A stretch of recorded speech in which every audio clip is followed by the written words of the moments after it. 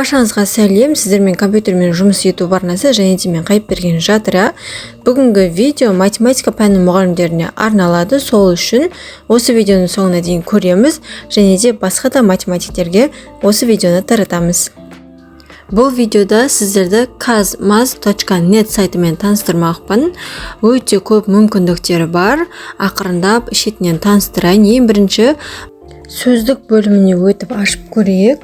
Атайтып тұрғандай, бұнда сөздіктер жазылған ағылшын, орыс, қазақ тілінде 248 беттен тұрады. Егер де сіз математика пәнін ағылшын тілінде де өткізетін болсаңыз, сізге нағыз таптырмас мүмкіндік.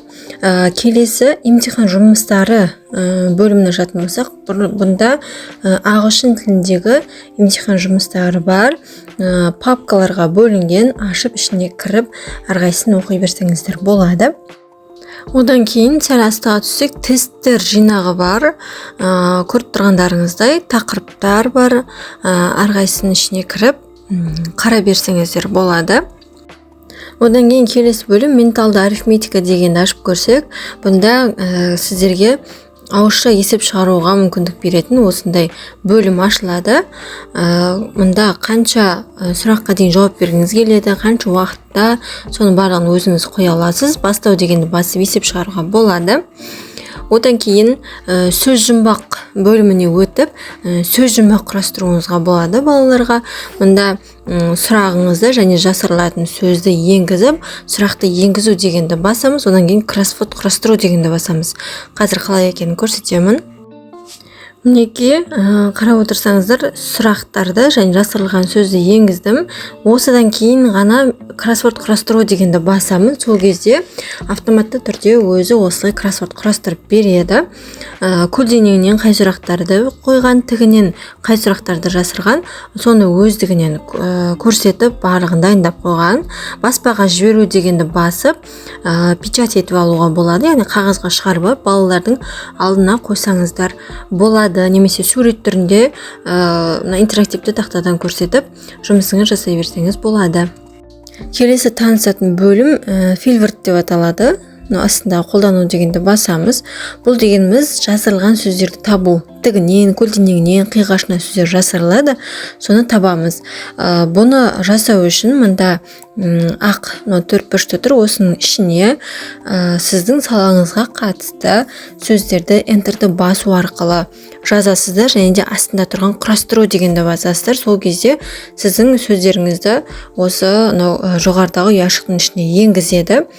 Сосын жасырылған сөзді көрсету деп тұр. Соны басқан кезде сізге жирный вариантта осы сөздерді шығарып береді. Баспаға жіберу дегенді басатын болсаңыз, онда жаңағыдай қағазға шығарып балалардың алдына көрсетуге болады. Немесе сурет ретінде сақтап экранға шығарып балалардан сұрастырып, солай сабағыңызды енді өзіңізге байланысты, өзіңіздің ыңғайыңызға қарай солай жасасаңыздар болады. Өте керемет вариант. Неге құрастыру дегенді бастым, жасырылған сөздерді көрсету, яғни шешімін көрсету дегенді бастым. Сол кезде неге жирный вариантта мен жазған сөздерді осылай шығарып берді. Енді келесі бөлімге өтейік. Топқа бөлу деген бөлімге өтсек, атайтып тұрғанда оқушылар топқа бөлуге болады. Мұнда жолаққа энтерді басу арқылы жазып, неше топқа бөліңіз келеді, соны да жазып, топқа бөлу дегенді басасыз. Сол кезде оқушыларыңызды рандом вариантты топқа бөледі.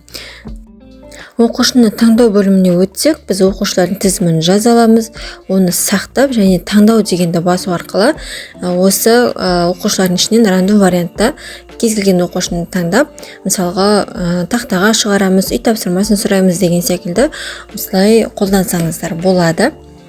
Ал егерде оқушыларыңызға тапсырманы қызықты етіп ұсынғыңыз келсе, онда менің алдыңғы шыққан видеомды көріңіз. Оның сілтемесін осы видеоның описание бөліміне қалдырамын. Өте қызықты, пайдалы ақпарат көріңіздер.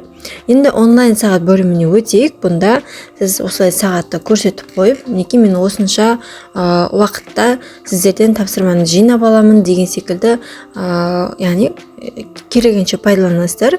Оның екінші түрі де бар, неке осылай қойып та пайдалануға болады. Яғни бұл сіздерге интерактивті доскаға қосып қоюға өте ыңғайлы. Одан кейін онлайн таймер секундомер дегенді пайдаланатын болсақ, яғни біз қалаған уақытты, секундты өзіміз жазамыз да түзету дегенді басамыз.